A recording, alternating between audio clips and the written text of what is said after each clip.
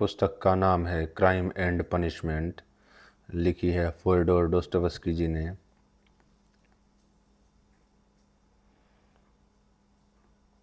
अनुवादक की ओर से प्रस्तावना। दोस्तोयेवस्की के बारे में कुछ शब्द इंग्लिश रीडर्स को उनके काम को समझने में मदद कर सकते हैं। दोस्तोयेवस्की एक डॉक्टर के बेटे थे। उनके माता पिता बहुत मेहनती और बहुत धार्मिक लोग थे, लेकिन इतने गरीब थे कि वे अपने 5 बच्चों के साथ सिर्फ 2 कमरे में रहते थे। पिता और माता अपने शाम में अपने बच्चों को जोर जोर से पढ़कर सुनाते थे, आमतौर पर गंभीर किताबों से। हमेशा बीमार और नाजुक रहने वाले Dostoevsky Petersburg school of engineering की फाइनल परीक्षा में तीसरे नंबर पर आए। वहां उन्होंने अपना काम पुअर फोक शुरू कर दिया। यह कहानी कवि नाक्रोसोव ने अपने रिव्यू में छापी थी और इसे बहुत तारीफ मिली। शर्मीले अनजान नौजवान ने तुरंत खुद को एक सेलिब्रिटी जैसा पाया। उसके सामने एक शानदार और सफल कैरियर का रास्ता खुला हुआ लगा, लेकिन जल्द ही उसकी सारी उम्मीदें टूट गई। 1849 में उन्हें गिरफ्तार कर लिया गया। हालांकि दोस्तोयेवस्की न तो स्वभाव से और न ही पक्के इरादे से क्रांतिकारी थे, लेकिन वे उन नौजवानों के छोटे ग्रुप में से एक थे जो फूरियर और प्राउडहॉर्न पढ़ने के लिए इकट्ठा होते थे। उन सेंसरशिप के खिलाफ बातचीत में हिस्सा लेने, बायलिंस्की का गोगोल को लिखा एक खत पढ़ने और प्रिंटिंग प्रेस लगाने के इरादे के बारे में जानने का आरोप लगाया था। निकोलस एक, जैसा कि मॉरिस बोरिंग उन्हें सख्त और न्यायप्रिय आदमी कहते थे, निकोलस के राज में यह काफ़ी था और उन्हें मौत की सजा सुनाई गई। 8 महीने की जेल के बाद उन्हें 21 और लोगों के साथ सम्योनोवस्की स्क्वायर ले जाया गया और गोली मार दी गई। अपने भाई मिखाइल को लिखते हुए दोस्तोयेवस्की कहते हैं कि उन्होंने हमारे सिर पर शब्द उछाले और हमें मौत की सजा पाए लोगों की तरह सफ़ेद शर्ट पहनाई। इसके बाद हमें तीन तीन करके खंभों से बांध दिया गया ताकि हम मौत की सजा भुगत सके। लाइन में तीसरे नंबर पर होने के कारण मैंने सोचा कि मेरी ज़िंदगी के बस कुछ ही मिनट बचे हैं। मैंने तुम्हारे और तुम्हारे अपनों के बारे में सोचा और मैंने प्लेस्चेव और डोरोव को, जो मेरे बगल में थे, चूमने और उन्हें अलविदा कहने का सोचा। अचानक सैनिकों ने एक टैटू मारा। हमें खोला गया, वापस फांसी पर लाया गया और बताया गया कि महाराज ने हमारी जान बख्श दी है। सजा को कड़ी मेहनत में बदल दिया गया है। कैदियों में से एक, ग्रिगोरी, जैसे ही उसे खोला गया वह पागल हो गया और कभी होश में नहीं आया। इस अनुभव की बहुत ज़्यादा तकलीफ ने दोस्तोयेवस्की के मन पर गहरी छाप छोड़ी। हालांकि उनके धार्मिक स्वभाव ने उन्हें आखिर में हर तकलीफ को हार मानकर स्वीकार करने और अपने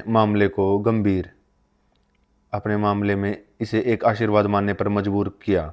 फिर भी वह अपनी पढ़ाई में इस विषय पर बार बार बात करते हैं। वह सजा पाए आदमी के भयानक तकलीफ के बारे में बताते हैं और इस तरह की तकलीफ देने की क्रूरता पर जोर देते हैं। इसके बाद 4 साल की सजा हुई, जो उन्होंने साइबेरिया में आम अपराधियों के साथ बिताई, जहां उन्होंने डेड हाउस शुरू किया और कुछ साल तक डिसिप्लिनरी बटालियन में सेवा की। गिरफ्तारी से पहले उनमें किसी अजीब नर्वस बीमारी का लक्षण दिखे थे और यह अब मिर्गी के तेज दौरे में बदल गया, जिससे उन्हें जिंदगी भर तकलीफ हुई। दौरे 3 साल में 4 बार आते थे और ज़्यादा तनाव के समय ज़्यादा होते थे। 1859 में उन्हें रूस लौटने की इजाज़त मिली। उन्होंने एक जर्नल शुरू किया, व्रेम्या, जिसे सेंसरशिप ने एक गलतफहमी की वजह से मना कर दिया और 1864 में उनकी पहली पत्नी और भाई मिखाइल गुजर गए। वे बहुत गरीब थे, फिर भी उन्होंने अपने भाई का कर्ज चुकाने का जिम्मा खुद उठाया। उन्होंने एक और जर्नल शुरू किया, द एपोक, जिस पर कुछ ही महीनों में रोक लगा देगी। वह कर्ज के बोझ तले दबे हुए थे। उनके भाई का परिवार उन पर निर्भर था। उन्हें बहुत तेज रफ्तार से लिखने के लिए मजबूर किया गया और कहा जाता है कि उन्होंने कभी अपना काम ठीक नहीं किया। उनकी ज़िंदगी के बाद के साल उनकी दूसरी पत्नी की कोमलता और समर्पण से बहुत नरम हो गए। जून 1880 में उन्होंने मॉस्को में पुश्किन के स्मारक के उद्घाटन के मौके पर अपना मशहूर भाषण दिया और उनका बहुत प्यार और सम्मान के साथ स्वागत किया गया। कुछ महीनों बाद दोस्तोयेवस्की की मौत हो गई। उनके पीछे पीछे बहुत सारे शोक मनाने वाले लोग कब्र तक पहुंचे, जिन्होंने उस बेचारे आदमी को राजा जैसा अंतिम संस्कार दिया। वह शायद आज भी रूस के सबसे ज़्यादा पढ़े लिखे जाने वाले लेखक हैं। एक रूसी क्रिटिक के शब्दों में, डोस्टोयेव्स्की से प्रेरित भावनाओं को समझने की कोशिश करते हैं। वह हम में से एक थे, हमारे खून और हमारी हड्डी के इंसान, लेकिन जिन्होंने हमसे कहीं ज़्यादा दुख झेले थे और देखा। उनकी समझ हमें जान के रूप में प्रभावित करती है, दिल का वह जान जिसे हम ढूंढते हैं ताकि हम उसे जीना सीख सकें। उनके बाकी सभी तोहफे हमें उन्हें प्रकृति से मिले हैं, यह उन्होंने अपने लिए जीता और इसी के जरिए वे महान बने। पहला भाग।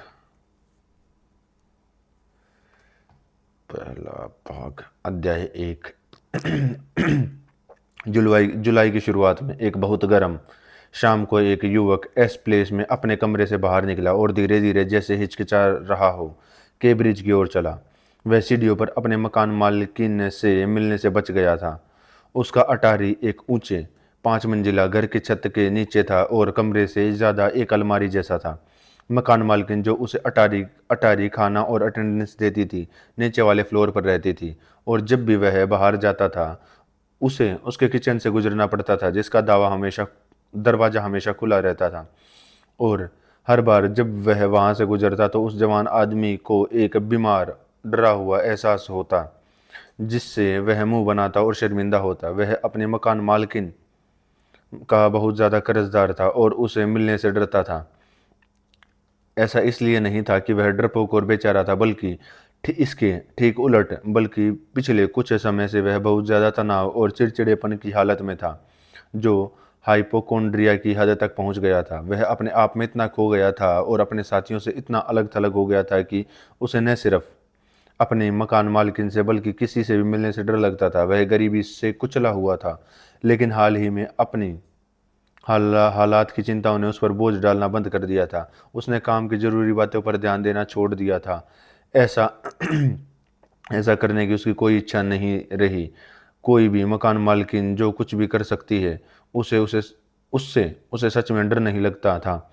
लेकिन सीढ़ियों पर रोका जाना, उसकी छोटी मोटी बेमतलब की गपशप सुनने के लिए मजबूर होना, पेमेंट के लिए परेशान करने वाली मांगे, धमकियां और शिकायतें और बहाने ढूंढना, टाल मटोल करने, झूठ बोलने के लिए अपना दिमाग खपाना नहीं, इसके बजाय वह बिल्ली की तरह सीढ़ियों से नीचे उतरता और बिना देखे निकल जाता। लेकिन आज शाम सड़क पर आते ही उसे अपने डर का एहसास हुआ। मैं भी ऐसी ही कोई चीज़ करने की कोशिश करना चाहता हूँ और इन छोटी छोटी बातों से डरता हूँ। उसने एक अजीब सी मुस्कान के साथ सोचा। हाँ। सब कुछ आदमी के हाथ में होता है और वह कायरता से सब कुछ जानने देता है। यह एक कहावत है। यह जानना दिलचस्प होगा कि आदमी सबसे ज़्यादा किससे डरते हैं। एक नया कदम उठाना, एक नया शब्द बोलना, उन्हें सबसे ज़्यादा इसी बात से डर लगता है। लेकिन मैं सबसे बहुत ज़्यादा बोल रहा हूँ। मैं इसलिए कुछ नहीं करता क्योंकि मैं बकबक करता हूँ, या शायद इसलिए कि मैं इसलिए बकबक करता हूँ क्योंकि मैं कुछ नहीं करता। मैंने पिछले महीने में ही बकबक करना सीखा है। कई महीनों तक अपने डेन में लेटा रहा और सोचता रहा जैक द जायंट किलर के बारे में। मैं अब वहाँ क्यों जा रहा हूँ? क्या मैं इसके काबिल हूँ? क्या यह सीरियस है? यह बिल्कुल भी सीरियस नहीं। यह बस खुद को बहलाने के लिए एक फैंटेसी है, एक खिलौना है। हाँ, शायद एक खिलौना है। सड़क पर बहुत ज़्यादा गर्मी थी और हवा की कमी, भीड़-भाड़ और प्लास्टर, मचान, ईंटें और उसके चारों ओर धूल और पीटर्सबर्ग की वह खास बदबू जो उन सभी के लिए जानी पहचानी है, जो गर्मियों में शहर से बाहर नहीं निकल पाते। इन सब ने उस नौजवान की पहले से ही परेशान नसों पर बहुत बुरा असर डाला। शहर के उस हिस्से में खासकर बहुत सारी शराब की दुकानों से आने वाली असहनीय बदबू और शराबी आदमी जिनसे वह लगातार मिलता रहता था, भले ही वह काम का दिन था, ने तस्वीर की घिनौनी तकलीफ की ओर बढ़ा दिया। उस नौजवान ने सिल्केदार चेहरे पर एक पल के लिए गहरी नफरत का भाव चमक उठा। वैसे वह बहुत ही हैंडसम था और औसत हाइट से ज़्यादा पतला, हट्टा कट्टा, सुंदर गहरी आंखें और गहरे बुरे बालों वाला। जल्दी वह गहरी सोच में डूब गया, या ज़्यादा सही कहें तो दिमाग पूरी तरह खाली हो गया। वह अपने आसपास क्या हो रहा था यह देखे बिना, उसे देखने की परवाह किए बिना चलता रहा। कभी कभी खुद से बातें करने की आदत से वह कुछ बुदबुदाता जिससे उसने अभी अभी कबूल किया था। ऐसे पलों में उसे एहसास होता कि उसके विचार कभी कभी उलझ जाते हैं और वह बहुत कमज़ोर हो जाता है। 2 दिनों से उसने मुश्किल से खाना खाया था। उसने इतने खराब कपड़े पहने थे कि फटे हाल आदमी को भी ऐसे फटे कपड़ों में सड़क पर देखकर शर्म आती, लेकिन शहर के उस हिस्से में कपड़ों में कोई भी कमी देखकर शायद ही कोई हैरानी होती। हे मार्केट हे मार्केट पास होने, खराब दुकानों की संख्या, पीटर्सबर्ग के बीचों बीच इन सड़कों और गलियों में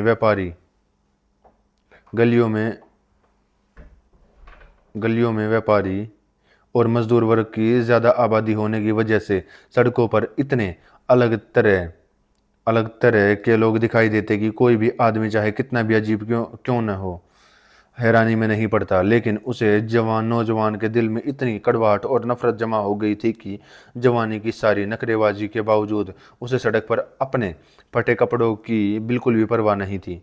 वह अब जान पहचान वालों या पुराने साथ पढ़ने वालों से मिलता था तो बात अलग थी, जिनसे मिलना तो उसे बिल्कुल भी पसंद नहीं था। और फिर भी वह जब एक शराबी आदमी जिसे किसी अनजान वजह से एक भारी गाड़ी से खींची जा रही एक बड़ी गाड़ी में कहीं ले जाया जा रहा था, अचानक उसके पास से गुजरते हुए उस पर चिल्लाया, अरे जर्मन हैटर, और जोर से चिल्लाते हुए उसके तरफ इशारा किया, तो वह जवान आदमी अचानक से रुक गया और कांपते हुए अपनी टोपी पकड़ ली।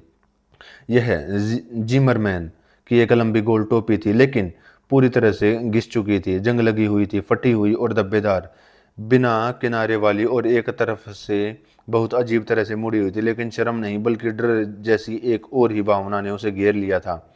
मुझे पता था, वह कंफ्यूजन में बुदबुदाया। मुझे ऐसा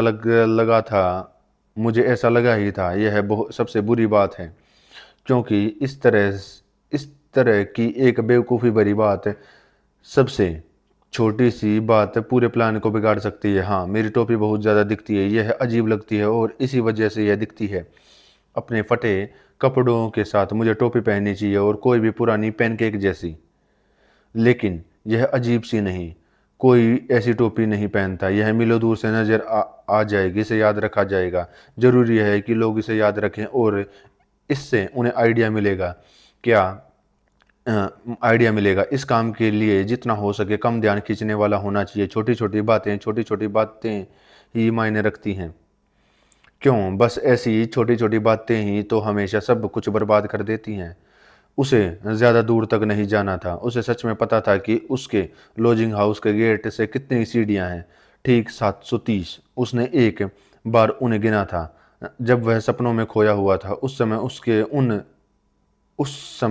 उसे उन सपनों पर कोई भरोसा नहीं था, और वह बस उनके डरावनी लेकिन हिम्मत वाली लापरवाही से खुद को परेशान कर रहा था। अब 1 महीने बाद वह उन्हें अलग तरह से देखने लगा था, और उन मोनोलॉग के बावजूद जिनमें वह अपनी बेबसी और फैसले न ले पाने का मजाक उड़ाता था, वह अनजाने में ही इस भयानक सपने को एक ऐसा काम समझने लगा था जिसे करने की कोशिश की जानी चाहिए।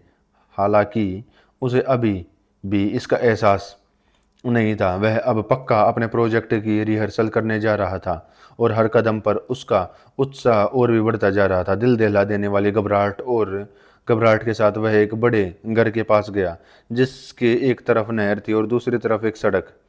यह एक छोटे छोटे किराए के मकानों में था, और हर तरह के काम करने वाले लोग रहते थे। दर्जी, ताला बनाने वाले, रसोइये, कुछ जर्मन जैसे जैसे गुजारा करने वाले, लकड़ियाँ, छोटे मोटे लड़कियाँ, जैसे तैसे गुजारा करने वाली लड़कियाँ, छोटे मोटे क्लर्क वगैरह। इन दोनों के गेटों और दोनों आंगनों में लगातार आना जाना लगा रहता था। बिल्डिंग में 3-4 दरबान रखे हुए थे। वह जवान आदमी बहुत खुश था कि उनमें से कोई भी नहीं मिला, और तुरंत दाईं ओर के दरवाजे से बिना किसी को पता चले निकल गया और सीढ़ियों से ऊपर चला गया। यह पीछे की सीढ़ी थी, अंधेरी और पतली, लेकिन वह पहले से इससे परिचित था और अपना रास्ता जानता था, और उससे यह सब आसपास पसंद था। इसे अंधेरे में सबसे जिज्ञासु आंखों से डर नहीं लगता था। अगर मैं अभी इतना डरा हुआ हूं तो क्या होगा अगर तरह किसी तरह ऐसा हुआ कि मैं सच में ऐसा करने वाला हूँ। चौथी मंजिल पर पहुंचते ही वह खुद से पूछने से खुद को रोक नहीं पाया। वहां कुछ कूलियों ने उसे आगे बढ़ने से रोक दिया, जो एक फ्लैट से फर्नीचर हटाने में लगे हुए थे। उसे पता था कि फ्लैट में सिविल सर्विस में एक जर्मन क्लर्क और उसका परिवार रहता था। यह जर्मन तब जा रहा था, और इसलिए इस सीढ़ी पर चौथी मंजिल पर उस बूढ़ी औरत को छोड़कर कोई नहीं होगा। यह तो अच्छी बात है, उसे फोन करते हुए उसने फ़ोन करते हुए मन में सोचा। बूढ़ी औरत के फ्लैट की घंटी घंटी से हल्की सी खनक आ रही थी। वह तांबे की नहीं बल्कि टिन की बनी हुई थी। ऐसे घरों के छोटे फ्लैट में हमेशा ऐसी ही घंटियां बजती हैं। वह उस घंटे की आवाज़ भूल गया था और अब उसकी अजीब सी खनक उसे याद दिला रही थी, उसे साफ साफ उनके सामने सामने ला रही थी। अब वह चौंका। अब तक उसकी नसें बहुत ज़्यादा खिंच चुकी थी। थोड़ी देर में दरवाज़ा थोड़ा सा खुला। बूढ़ी औरत ने दरवाजे से अपने मेहमान को साफ शक से देखा और अंधेरे में चमकती उसकी छोटी आंखों के अलावा कुछ नहीं दिख रहा था। लेकिन लैंडिंग पर बहुत सारे लोगों को देखकर उसकी हिम्मत बढ़ी और उसने दरवाज़ा पूरा खोल दिया। जवान आदमी अंधेरे एंट्री में अंधेरे एंट्री में अंदर आया, जो छोटी सी किचन से अलग थी। बूढ़ी औरत चुपचाप उसके सामने खड़ी रही और उसे सवालिया नज़रों से देखते रही। वह 60 साल की एक छोटी मुरझाई हुई बूढ़ी सी औरत थी, जिसकी तीखी शैतानी आंखें और तीखी छोटी नाक थी। उसके बेरंग कुछ भूरे बाल पर तेल लगा हुआ था और उसने उन पर कोई रुमाल नहीं पहना था। उसकी पतली लंबी गर्दन, जो मुर्गे की टांग जैसी दिखती थी, उसके के चारों ओर किसी तरह का फ्लालेन का कपड़ा बंधा हुआ था और गर्मी गर्मी के बावजूद उसके कंधों पर एक फटा हुआ फर का कैप लटका हुआ था, जो उस उम्र के साथ पीला पड़ गया था। पर बूढ़ी औरत हर पल खांसती और कराहती थी। उस जवान आदमी ने उसे अजीब से भाव से देखा होगा, क्योंकि उसकी आंखों में फिर से अविश्वास की चमक आ गई थी। रस्कोल्निकोव, मैं एक स्टूडेंट हूँ। मैं यहाँ 1 महीने पहले आया था। उस नौजवान ने जल्दी से बुदबुदाते हुए कहा, आधा झुककर, यह याद करते हुए कि उसे ज़्यादा विनम्र होना चाहिए। मुझे याद है मेरे अच्छे महोदय, मुझे अच्छी तरह याद है कि आप यहाँ आए थे, बूढ़ी औरत ने स्पष्ट रूप से कहा, अभी भी अपने प्रश्नवाचक निगाहों को उसके चेहरे पर बनाए हुए। और यहाँ मैं फिर से उसी काम पर हूँ, रस्कोल्निकोव ने कहा। बूढ़ी औरत के अविश्वास से थोड़ा परेशान और हैरान था। शायद वह हमेशा ऐसी ही होती होती है। बस पिछली बार मैंने इस पर ध्यान नहीं दिया, उसने बेचैनी से सोचा। बूढ़ी औरत रुकी, उसे झिझक रही हो, फिर एक तरफ हटी और एक कमरे में दरवाजे की तरफ इशारा करते हुए अपने मेहमान को अपने सामने से जाने देते हुए कहा, अंदर आइए सर। वह छोटा सा कमरा जिसमें वह लड़का गया, दीवारों पर पीला कागज था, खिड़कियों में जेरेनियम के फूल और मलमल के पर्दे थे। उस समय वहाँ की सेटिंग की वजह से वह बहुत रोशन था। सूरज तो फिर सूरज भी ऐसा ही चमकेगा। यह बात अचानक रस्कोल्निकोव के दिमाग में कौंधी और उसने तेजी से कमरे की हर चीज़ को देखा। जहाँ तक हो सका उसकी सजावट और उसको नोटिस करने और याद रखने की कोशिश की, लेकिन कमरे में कुछ खास नहीं था। सारा फर्नीचर बहुत पुराना और पीली लकड़ी का था, जिसमें एक सोफ़ा था जिसकी पीठ बहुत बड़ी मुरझाई हुई लकड़ी की थी। सोफे के सामने एक अंडाकार मेज, खिड़कियों के बीच एक ड्रेसिंग टेबल जिस पर एक आईना लगा था। दीवारों के साथ कुर्सियों और पीले फ्रेम में 2-3 आधे अधूरे पैसे के प्रिंट थे, जिनमें हाथों में चिड़ियाँ चिड़ियाँ लिए जर्मन लड़कियाँ थीं। बस इतना ही था। कोने में एक छोटी सी मूर्ति के सामने लाइट जल रही थी। सब कुछ साफ साफ था, बहुत साफ था। फर्श और फर्नीचर चमकीला पॉलिश किया हुआ, सब कुछ चमक रहा था। लिजावेता का काम, उस नौजवान ने सोचा। पूरे फ्लैट में धूल का एक कण भी नहीं दिख रहा था। ऐसा सफाई तो बदतमीज बूढ़ी विधवाओं के घर पर ही मिलती है, रस्कोल्निकोव ने फिर से सोचा। और उसने दरवाजे पर लगी सूती पर्दे पर एक अजीब नज़र डाली और छोटे से कमरे की ओर चला और जाता था, जिसमें बूढ़ी औरत का बिस्तर और दराजों वाली अलमारी रखी थी, जिसमें वह उसने पहले कभी नहीं देखा था कि ये 2 कमरे मिलकर पूरा फ्लैट बनाते थे। तुम्हें क्या चाहिए? बुढ़िया ने सख्ती से कहा, कमरे में आकर पहले की तरह उसके सामने खड़ी होगी ताकि सीधे उसके चेहरे पर देख सके। मैं यहाँ गिरवी रखने के लिए कुछ लाया हूँ। और उसने अपनी जेब से पुराने जमाने की एक चपटी चांदी की घड़ी निकाली, जिसके पीछे एक ग्लोब बना हुआ था। चेन स्टील की थी, लेकिन आपके आखिरी वादे का समय खत्म हो गया। महीना तो परसों ही खत्म हो गया। मैं आपको अगले महीने का ब्याज ला कर दूंगा, थोड़ा इंतज़ार करें। लेकिन महोदय, यह तो मुझे करना है जैसा मुझे अच्छा लगे। या तो मैं इंतज़ार करूं या फिर तुरंत ही अपनी गिरवी रखी हुई चीज़ बेच दूं। अल्योना इवानोवना, आप मुझे घड़ी के कितने पैसे देंगी? आप इतनी छोटी मोटी चीज़ें लाकर सर, इनकी कोई कीमत नहीं है। पिछली बार मैंने आपकी अंगूठी के लिए आपको 2 रूबल दिए थे और कोई भी इसे जौहरी 1.5 रूबल में बिल्कुल नहीं खरीद सकता है। मुझे इसके लिए 4 रूबल दो, मैं इसे चुरा लूँगा, यह मेरे पिता का था। मुझे जल्द ही कुछ पैसे मिल जाएंगे। 1.5 रूबल, और अगर आप चाहें तो एडवांस में ब्याज भी। 1.5 रूबल, युवक चिल्लाया। प्लीज़ अपना। और बुढ़िया ने उसे घड़ी वापस दे दी। जवान आदमी ने घड़ी ली और इतने गुस्से में था कि वह जाने ही वाला था, लेकिन उसने तुरंत ही रोका, यह याद करके कि उसके पास जाने के लिए और कोई जगह नहीं थी और उसके आने का एक और मकसद भी था। इसे मुझे सौंप दो, उसने कठोरता से कहा। बूढ़ी औरत ने अपनी जेब की चाबियां ढूंढी और पर्दे के पीछे दूसरे कमरे में गायब हो गई। कमरे के बीच में अकेला खड़ा जवान आदमी उत्सुकता से सुनता रहा, सोचता रहा। वह सुन सकता था कि वह दराजों का संदूक खोल रही है। यह सबसे ऊपर वाली दराज होगी, उसने सोचा। तो वह चाबियां दाई ओर की जेब में रखती है। जब सब एक स्टील की अंगूठी पर एक गुच्छे में, और वहाँ एक चाबी है, बाकी सब से 3 गुना बड़ी, गहरे निशानों वाली। वह दराजों की अलमारी की चाबी नहीं हो सकती। तो कोई और अलमारी या तिजोरी होगी, यह जानना जरूरी है। तिजोरियों में हमेशा ऐसी चाबियां होती हैं, लेकिन यह सब कितना अपमानजनक है। बुढ़िया वापस आ गई। लो सर, जैसा कि हम कहते हैं कि 1 महीने का रूबल 10 कोपोक होता है,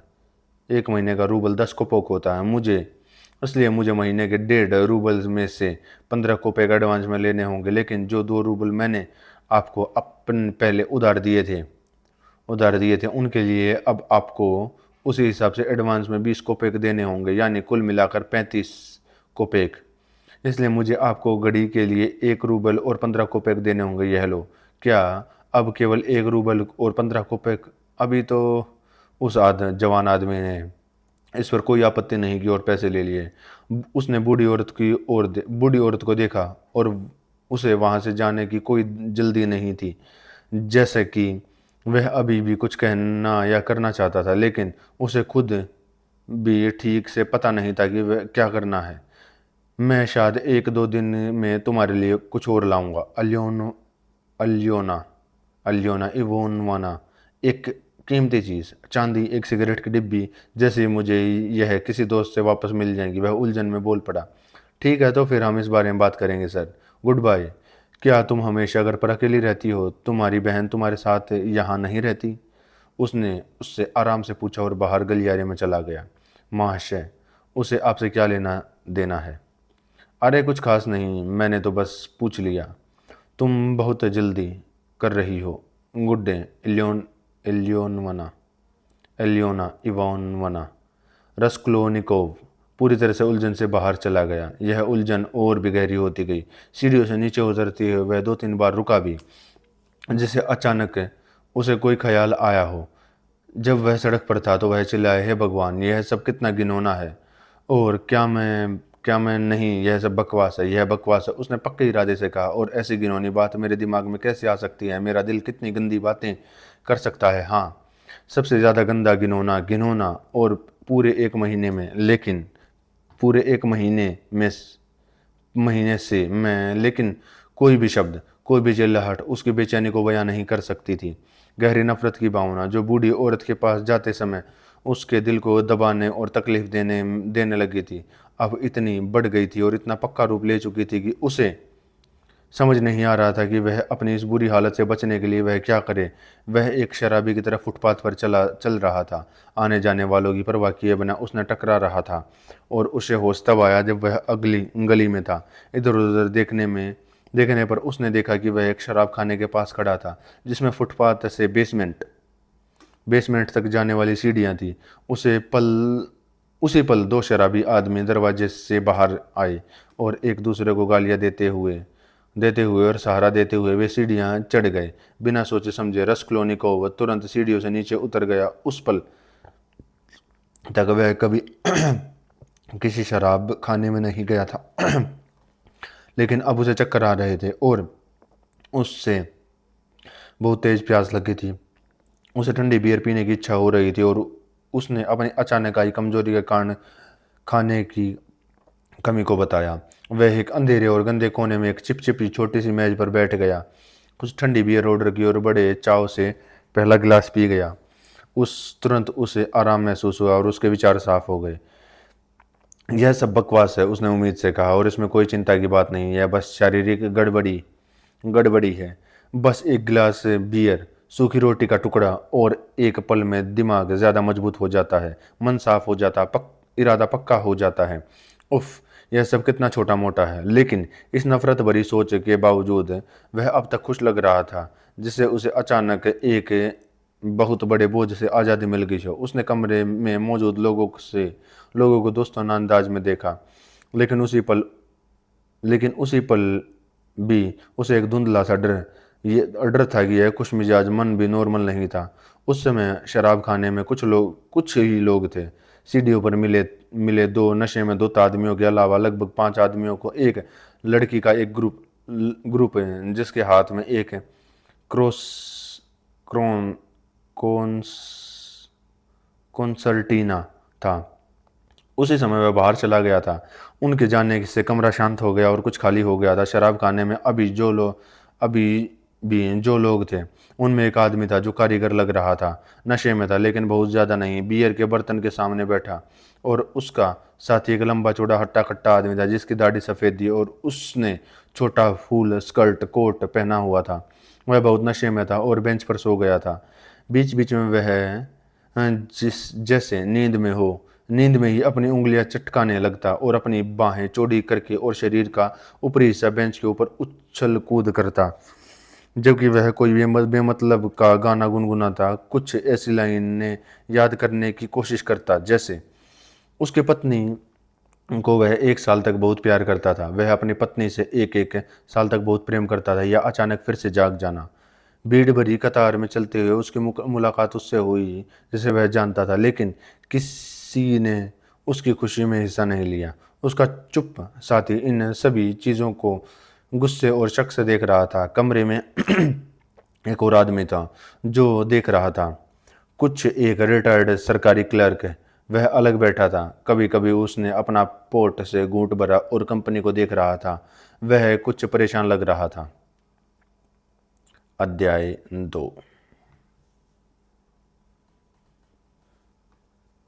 2। रसक्लोनिकोव को भीड़ की आदत नहीं थी, और जैसा कि हमने पहले कहा, वह हर तरह की संगति से बचता था, खासकर आजकल। लेकिन अब अचानक उसे दूसरे लोगों के साथ रहने की इच्छा हुई। उसके अंदर कुछ नया हो रहा था, और इसके साथ ही उसे किसी और के साथ की प्यास भी महसूस हो रही थी।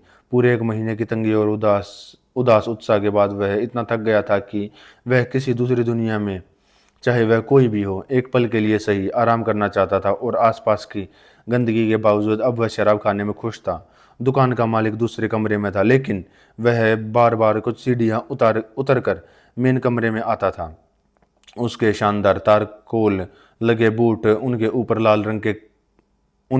जिनके ऊपर लाल रंग के ऊपर की तरफ मुड़े हुए थे, हर बार उसके बाकी शरीर से पहले दिखाई देते थे। उसने पूरा कोट और बहुत ज़्यादा चिकना काला साटन वेस्ट कोट पहना हुआ था, बिना क्रेवेट के, और उसका पूरा चेहरा लोहे के ताले की तरह तेल से सना हुआ लग रहा था। काउंटर पर लगभग 14 साल का एक लड़का खड़ा था, और उससे थोड़ा और छोटा एक और लड़का था जो भी चाहिए देता था। काउंटर पर कुछ कटा हुआ खीरा, सूखी काली ब्रेड के कुछ टुकड़े और कुछ छोटी छोटी कटी हुई मछली रखी थी, जिनसे बहुत ही बुरी बदबू आ रही थी। यह बहुत ज़्यादा पास था और शराब के धुएं से इतना भरा हुआ था कि ऐसे माहौल में 5 मिनट भी किसी आदमी को नशे में डाल सकते थे। कुछ अनजान लोगों से अचानक मुलाकात होगी जिनमें हमारी दिलचस्पी पहले ही से होती है, एक शब्द भी बोलने से पहले। रसक्लोनिकोव पर ऐसे ही असर उस आदमी का पड़ा जो उससे थोड़ी दूर पर बैठा, जो एक रिटायर्ड क्लर्क जैसा लग रहा था। उस नौजवान को बाद में अक्सर यह याद आता था, और वह इससे पहले से होने वाला एहसास भी मानता था। वह बार बार क्लर्क को देखता था, शायद इसलिए क्योंकि क्लर्क उसे लगातार घूर रहा था। जाहिर है कि बातचीत करने के लिए बेचैन था। कमरे में मौजूद दूसरे लोगों को, जिसमें शराब खाना चलाने वाला भी शामिल था, क्लर्क ऐसा लग रहा था जैसे उसे उसकी संगति की आदत हो और वह उससे थक गया हो। उनके लिए थोड़ी नफरत दिखा रहा था क्योंकि वे अपने से कम हैसियत और कल्चर वाले लोग थे जिनसे बात करना उसके लिए बेकार था। वह 50 से ज़्यादा का आदमी था, गंजा और सांवला, मीडियम हाइट का और हट्टा कट्टा। लगातार शराब पीने से उसका चेहरा फूला हुआ, पीला, यहाँ तक कि हरा सा लग रहा था और सूजी हुई पलकें थी जिनमें से तेज लाल आंखें छोटी छोटी दरारों की तरह चमक रही थी। लेकिन उनमें कुछ बहुत अजीब था। उसकी आंखों में एक तेज चमक थी, जैसे कोई गहरी भावना हो। शायद उनमें सोच और समझदारी भी थी, लेकिन साथ ही पागलपन जैसी कोई चमक थी। उसने एक पुराना और बहुत फटा हुआ काला कोट ड्रेस पहना हुआ था, जिसके जिसके एक जिसके एक को छोड़कर बाकी सारे बटन गायब थे और वह भी उसने लगाया हुआ था। जाहिर है कि वह इज्जत की इस आखिरी निशाने को बचाए हुए था। उसकी कैनवस वेस्टकोट से एक सिकड़ी हुई शर्ट का एक हिस्सा, अगला हिस्सा जिस पर दाग और धब्बे लगे थे, बाहर निकला हुआ था, एक क्लर्क की तरह, जिसमें न दाढ़ी रखी थी न मूछें थी, लेकिन इतने लंबे समय से बिना शेव किए था कि उसकी ठुड्डी एक सख्त भूरे ब्रश जैसी लग रही थी और उनके व्यवहार में कुछ इज्जतदार और एक अधिकारी जैसा था। लेकिन वह बेचैन था। उसने अपने बाल बिखेरे और कभी कभी उदास होकर अपना सिर अपने हाथों में गिरा लिया, अपनी फटी हुई कोहनियों को दागदार और चिपचिपी टेबल पर टिका दिया। आखिर में उसने सीधी रसक्लोनिकोव की ओर देखा और जोर जोर से पक्के इरादे से कहा, माननीय सर, क्या मैं आपसे अच्छे से बात कर सकता हूँ? क्योंकि भले ही आपका बाहरी रूप इज्जतदार न हो, मेरा अनुभव मुझसे बताता है कि आप पढ़े लिखे आदमी हैं और शराब पीने के आदी नहीं हैं। मैंने हमेशा सच्ची भावनाओं के साथ पढ़ाई का सम्मान किया और मैं रैंक में एक नाम का सलाहकार भी हूँ। मार्मिला दो, मेरा नाम यही है, नाम का सलाहकार। मैं पूछने की हिम्मत कर रहा हूँ, क्या आप सर्विस में हैं? क्या आप सर्विस में रहे हैं? नहीं, मैं पढ़ाई कर रहा हूँ, उस जवान लड़के ने जवाब दिया। बोलने वाले के बड़े बड़े अंदाज और इतने सीधे तौर पर बात किए जाने से वह थोड़ा हैरान था। किसी भी तरह के साथ की थोड़ी देर की इच्छा के बावजूद जब उससे असल में बात की गई तो उसे तुरंत किसी भी अजनबी के लिए अपनी आदत के मुताबिक चिड़चिड़ेपन और अजीब सी नफरत महसूस हुई थी। जो उसके पास आता था या उसके पास आने की कोशिश करता था। तो स्टूडेंट या पहले स्टूडेंट? क्लर्क चिल्लाया। ठीक वैसे ही जैसा मैंने सोचा था। मैं एक्सपीरियंस वाला आदमी हूँ, बहुत ज़्यादा एक्सपीरियंस वाला सर।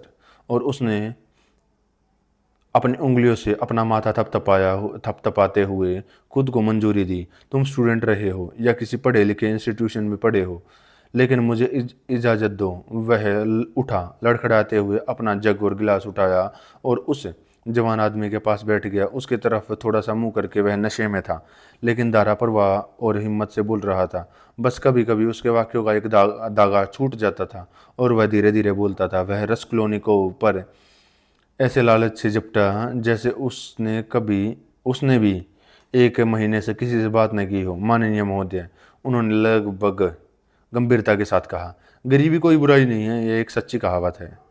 फिर भी मैं यह जानता हूँ कि शराब पीना कोई अच्छाई नहीं है। यह बात और भी सच है।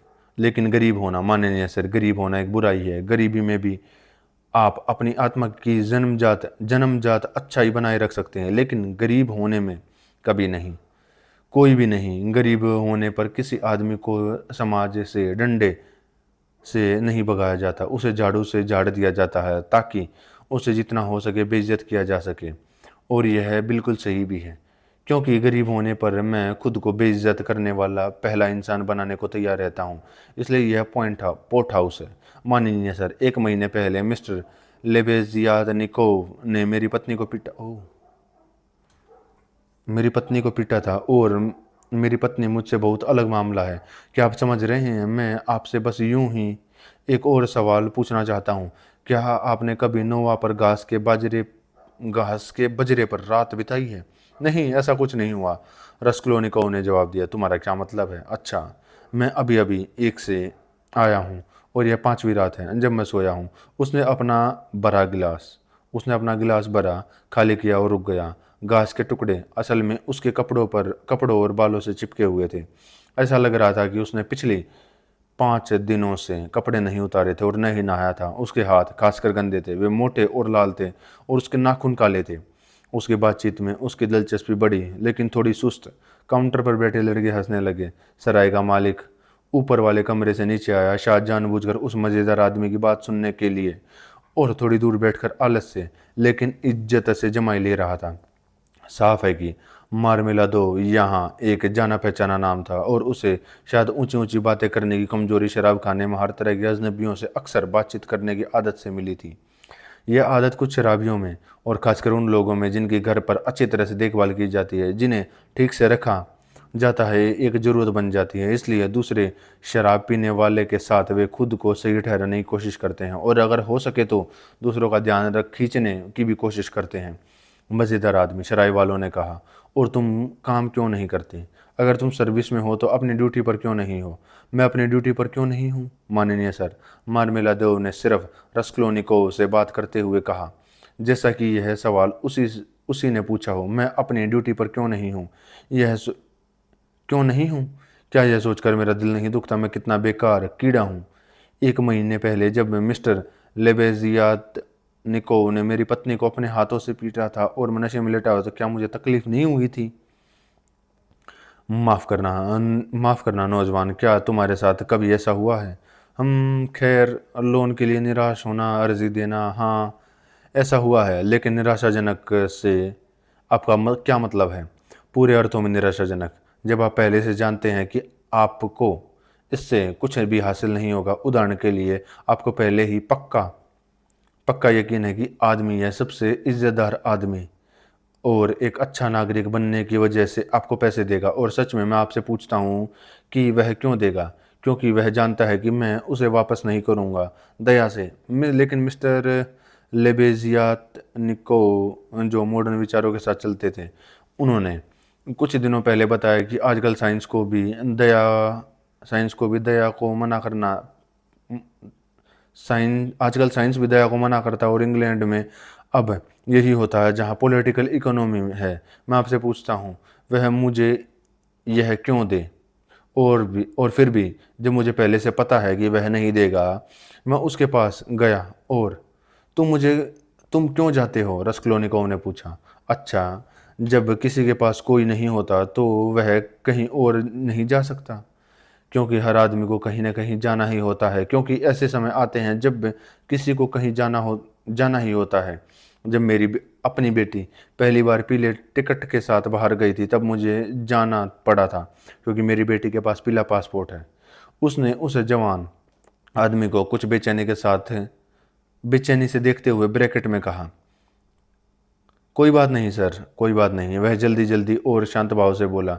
जब काउंटर पर बैठे दोनों लड़के ठहाके लगाकर हंसने लगे और सराय का मालिक भी मुस्कुराया। कोई बात नहीं, मैं उनके लिए सिर हिलाने से हैरान नहीं हूँ, क्योंकि हर कोई इस बात में पहले ही सब कुछ जानता है, और जो कुछ भी राज है वह सब खुल जाता है।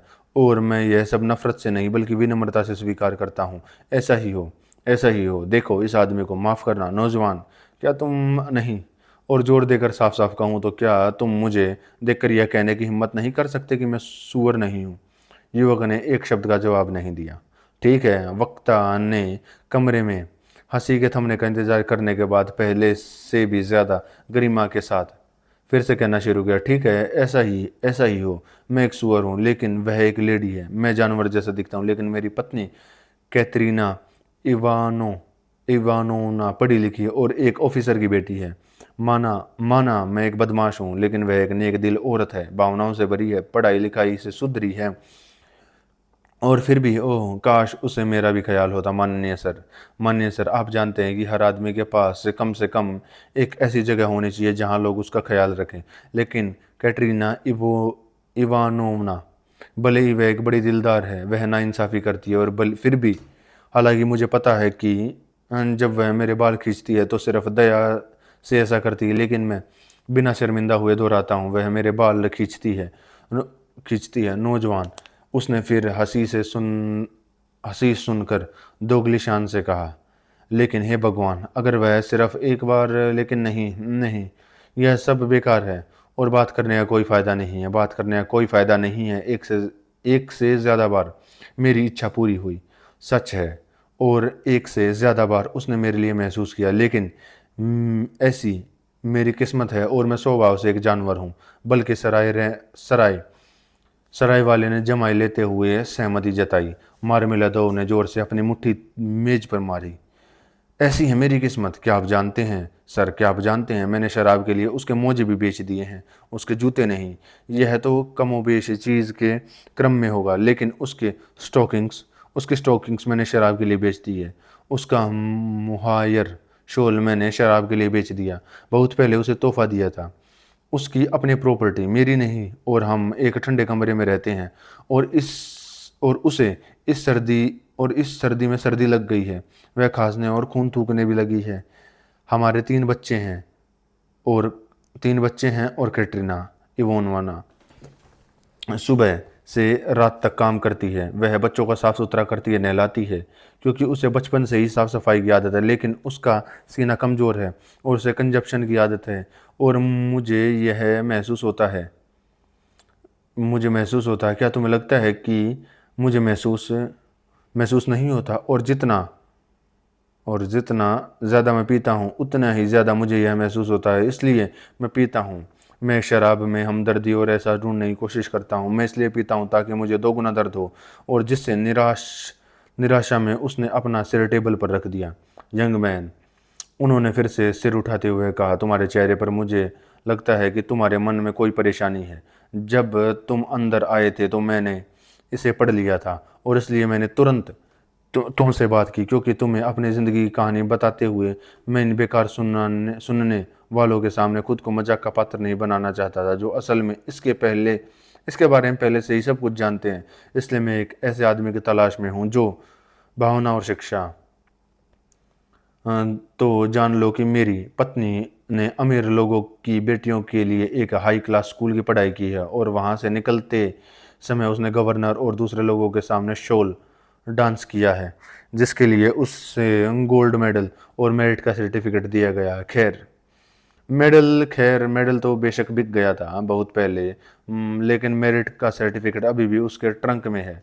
और कुछ समय पहले ही उसने उसने हमारी मकान मालकिन को दिखाया था। हालांकि मकान मालकिन के साथ उसके रिश्ते हमेशा खराब रहते हैं, फिर भी वह किसी न किसी को अपनी उपलब्धियों और बीते हुए अच्छे दिनों के बारे में बताना चाहती है।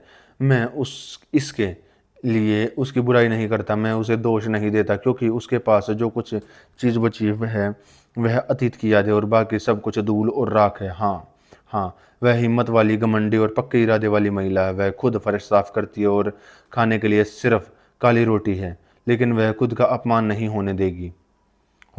इसलिए वह मिस्टर लेबेजियात निकोव की बदतमीजी को नज़रअंदाज नहीं करती। और इसलिए जब उसने उसे इसके लिए पीटा तो वह मार से ज़्यादा अपनी भावनाओं को ठेस पहुंचने से बिस्तर पर चली गई थी। जब मैंने उससे शादी की तब वह विधवा थी और उसके 3 बच्चे थे, एक दूसरे से छोटा। उसने अपने पहले पति, जो एक इन्फेंट्री ऑफिसर था, से प्यार में शादी की और उसके साथ अपने पिता के घर से भाग गई। वह अपने पति से बहुत प्यार करती थी, लेकिन वह ताश खेलने लगा, मुसीबत में पड़ गया और इसी के साथ उसकी मौत हो गई। वह आखिर में उसे मारता पीटता था, और हालांकि उसने उसे पैसे वापस कर दिए, जिसके जिसके मेरे पास पक्के कागजी सबूत हैं, आज भी वह उसके बारे में रोते हुए बात करती है और उसे मेरे सामने फेंक देती है। और मुझे खुशी है कि भले ही सिर्फ कल्पना में वह खुद को कभी खुश समझती है। और उसकी मौत के बाद वह 3 बच्चों के साथ जंगली और दूर दराज के इलाकों में रह गई, जहाँ मैं उस समय था। वह इतनी बुरी गरीबी में गई थी। हालांकि मैंने हर तरह से उतार चढ़ाव देखे, मैं इसे बताने की हिम्मत नहीं जुटा पा रहा हूँ। उसके लिए रिश्तेदारों ने उसे छोड़ दिया था, और उसे घमंड भी था, बहुत ज़्यादा घमंड। फिर भी माननीय सर, मैं फिर मैं उसे जो कुछ उस समय विदुर था उधर था, मेरी पत्नी और से पहली 14 साल की एक बेटी थी और उसे अपने हाथ में लिया क्योंकि मैं एक ऐसी तकलीफ नहीं देख सकता था जो उसकी मुश्किलों का हद का अंदाज़ा लगा सकता है। वह पढ़ी लिखी सभ्य सभ्य और अच्छे परिवार की औरत मेरी पत्नी बनने के लिए मान जाती है, लेकिन उसने मान लिया। रोते बिलखते और हाथ मलते हुए उसने मुझसे शादी कर ली क्योंकि उसके पास जाने के लिए कोई जगह नहीं थी। क्या आप जानते हैं सर, क्या आप समझते हैं कि आपके पास जाने के लिए कोई जगह नहीं होती तो इसका क्या मतलब होता है? नहीं, आप अभी तक नहीं समझे। और पूरे 1 साल तक मैंने अपनी ड्यूटी पूरी ईमानदारी से निभाई है। इसे नहीं छुआ और अपनी उंगली से जग को थपथपाया क्योंकि मेरी भी भावनाएं हैं, लेकिन फिर भी मैं खुश नहीं रह सका और फिर अपनी जगह भी खो दी। और वह मेरी कोई गलती नहीं थी बल्कि ऑफिस में हुए बदलावों की वजह से। और फिर मैंने इसे छुआ।